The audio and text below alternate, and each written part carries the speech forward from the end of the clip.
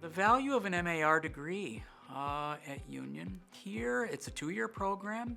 It doesn't have the great deal of distributive requirements. There are a few, but pretty much what it is enabling is for people who know they've got certain kind of spiritual, religious questions that they want to go for early on, not be distracted by or required to cover courses in areas that might not be of great personal interest, but which enable you to very early on to be taking elective courses in areas of your own specific interest, and then kind of build up a kind of wheelhouse in an area where you are acquiring and developing resources for work often that you're already doing. I took about 10 years off after my undergraduate, and it's hard to go from I was working on a sustainable farm before this and switching from that into having papers to write and homework to do was very challenging. But I think the support of the community and just the flexibility of faculty was really great. It's a really diverse group of people with different professional backgrounds. Before coming to Union, I was actually certified as a minister in a very traditional sort of fundamentalist type of Christianity, and was working at a church. And when I came out and when I started dating my partner, we had to leave that faith community behind because they couldn't bridge the gap between our spiritual practices and our gender and sexuality. And so at Union, what I hoped to do was to find out how it was that a queer person had been able to access faith in a space that was not affirming of that type of identity and that type of orientation. I really can't count all the ways that Union has helped me be successful in my current role. The education that I got at Union, particularly in my MAR degree in interreligious engagement, has been invaluable in my day-to-day work, helping me build programs that are truly inclusive of all traditions and worldviews and help students feel welcome in the spaces that we create for them.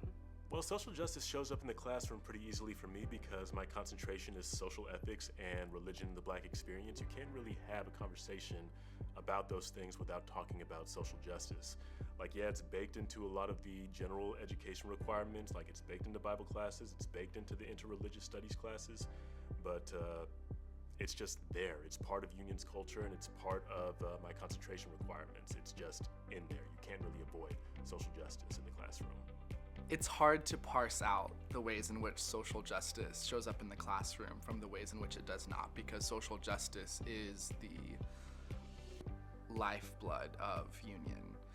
Social justice is the bedrock of every conversation here, both because of our history, but also because of the current student body. So I think that we engage social justice not just by word, but truly at present by our community. A great many of Union students are already involved in some kind of philanthropy work or social justice organizing, political work, political organizing, and so on, and will come to Union often in the midst of, at mid-career or something in work of that sort, in order to get more resources, acquire a more refined or sort of theological language that enables the work that they're already doing, or provides ways of sort of thinking about maybe some different sort of career option where you can go on doing a work that is more just meaningful to you than maybe what you were doing before.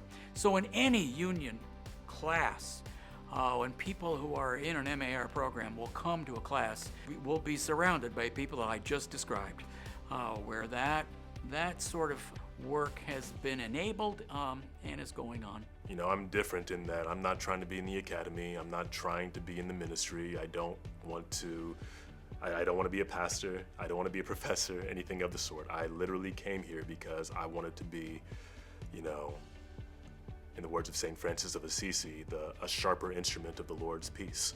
That is what I wanted to do. I wanted to be better theologically informed so that when I went back to my own faith community, I'd have not just the credentials, but I'd have the knowledge and the wherewithal to do the work that I do. That's the primary reason I'm here. I just want to be better at it. So seminary's relevance for me is an easy question because I'm not trying to be a professor, I'm not trying to be a pastor. I'm just trying to be better. I'm just trying to be a better theologian. A better theologian in my church can do better work in terms of justice work. There is a sense that they need to think things through at a deeper level in order to be creatively in the fray. And the fray could be anything.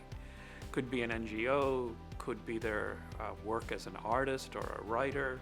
The MAR population is increasingly marked by a kind of diversity. I mean, they will want all the rigor that a PhD student will want, but a sense of analysis closer to the ground is part of our MAR, which I think is pretty exciting.